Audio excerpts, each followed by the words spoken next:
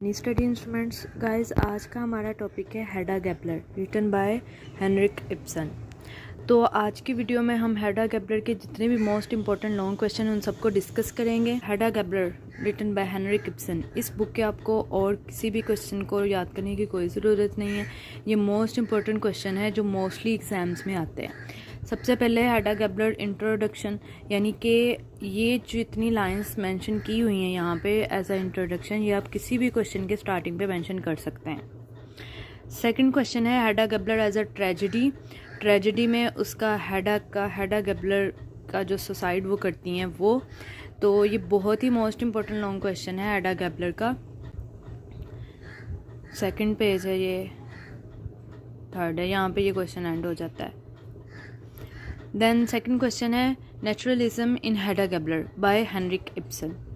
तो सबसे पहले आप स्टार्टिंग में थोड़ा बहुत नेचुरलिज्म के बारे में भी बता सकते हैं, लेकिन यहाँ पे भी जो मेंशन किया गया है वो उसमें बता दिया गया है कि व्हाट इज़ नेचुरलिज्म और वो ये किस तरह हेडा गैबलर से रिलेट कर रही है, किस तरह इसका कनेक्शन है।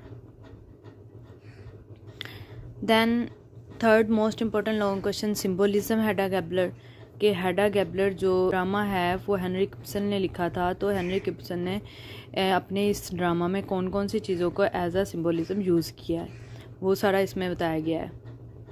फिर आ जाता है psychoanalysis of the play Hedda Gabler. Hedda Gabler as a psychoanalysis, ये क्वेश्चन भी बहुत इंपॉर्टेंट है।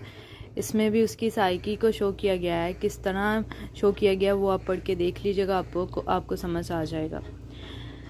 देन फोर्थ क्वेश्चन है इब्सन्स रियलिज्म।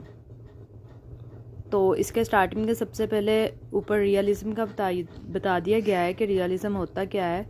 देन इब्सन्स की रियलिज्म क्या है वो इस क्वेश्चन में क्लियर कट बता दिया गया है। ये थे हेडा गैबलर के मोस्ट इंपॉर्टेंट लॉन्ग क्वेश्चंस। आप इन सबको प्रिपेयर कर ले, आपको किसी और क्वेश्चन की ज़रूरत नहीं पड़ेगी याद करने की। और ये जो इंट्रोडक्शन है वो किसी भी क्वेश्चंस के स्टार्टिंग पे आप मेंशन कर सकते हैं।